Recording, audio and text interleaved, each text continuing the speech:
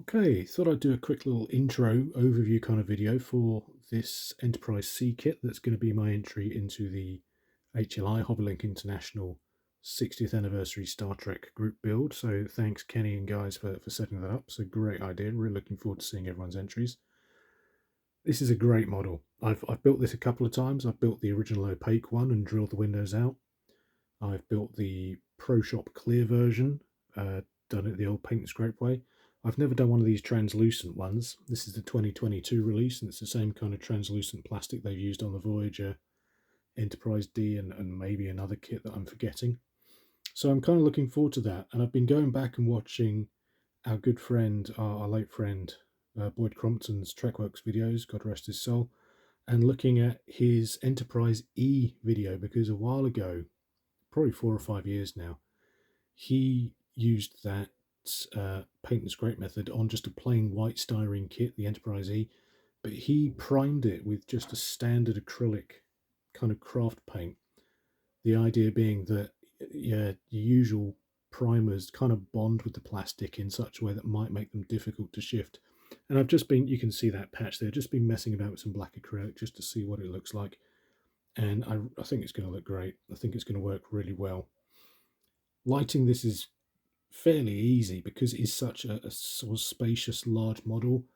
The pylons come in two parts, unlike the Enterprise Ds. You don't have to worry about digging out trenches. Not so many flashes or blinks on this. On the episode, yes, as Enterprise, the only flashing light you see is this one. But we're going to have the strobe here, strobes at the back of the nacelles.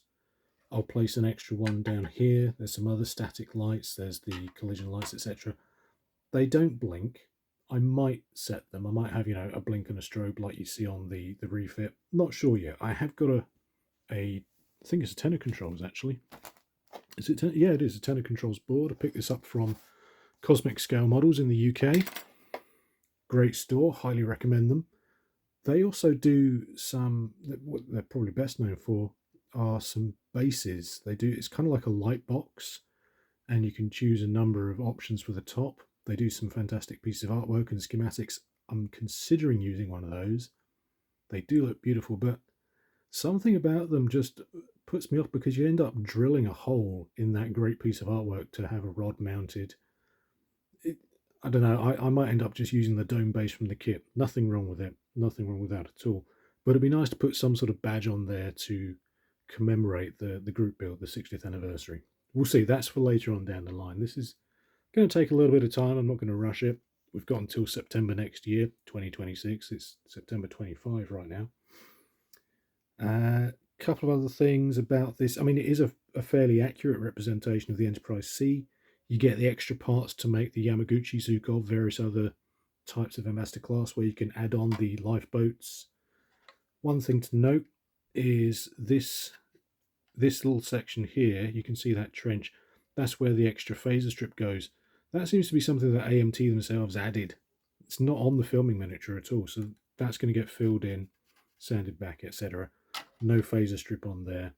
And some of the decals, transfers, decals, whatever you want to call them, that you get in the kit that are seen on various pieces of artwork also weren't present on the first version of the Enterprise C. So the Starfleet insignia that's at the bottom and on top of the nacelles isn't present, so I won't be using those. I'll probably get some aftermarket decals to go on this ship.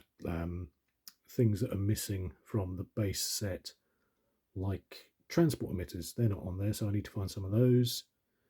I might get the lifeboats on the actual model, the filming studio miniature. They were just white squares, which is a bit bland. Might be nice to have some extra detail. A selection of blues. I haven't decided exactly yet. I've seen so many different versions, some going from a vibrant blue, some to a more muted blue-grey. But to help with that, I've got the Aztec dummy masking set. You might wonder why you'd want a masking set for something that doesn't really have an Aztec, but if you've ever tried masking this off, yeah, you can mess about with masking tape, cutting circular shapes. It's a bit of a pain. And I have in the past tried using the masking tape, but Tamiya specifically, the one that's designed, it's that white sort of bendy stuff that's malleable. It's designed for doing curves. You can kind of do it on larger circles if you've got a radius of, I don't know, 2 to 3 inches, but as soon as you get in on some of the tight circles, particularly the smaller ones that go on the bottom of the saucer, it's it's just not great fun. So having those masks are really going to make this an awful lot easier for me. I've got the DLM parts on the way from Lake Monster. That's for the nacelles, so I'll have the chiller grills and the Bassards. Lovely stuff. I think that's all I need to talk about right now. Did I mention the Impulse engine? For some reason on the Enterprise C, the Impulse engine's blue. Who knew? One of only maybe 2 or 3 ships, along with the NX-01 and probably something else I'm forgetting, that's got a blue Impulse engine. So yeah, there's that. And again, taking a feather out of Boyd's cap, years ago he did this model, and instead of using LED tape, he used 10mm LED bulbs, which I've got plenty of for one reason or another. It's going to be fun. Really looking forward to it. Really looking forward to the group build and seeing what happens. Really pleased to be digging out some of Boyd's old videos to get inspiration. And there's loads of other great builds out there. Epic Models does some good ones.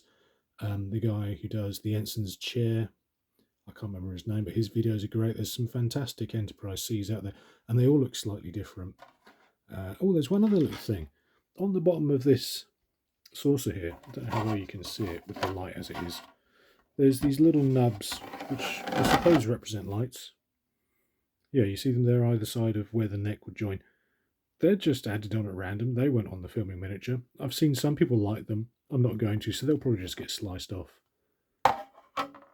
Anything else? No, I don't think so. There we go. Enterprise C, 1400 scale. The new translucent version, ready to go. Got my paints, got my masks, waiting for a few upgrade parts.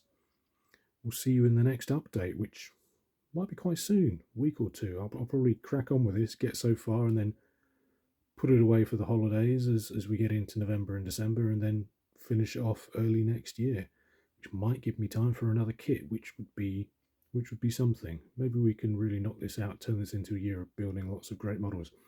Okay, thanks a lot. See you out there.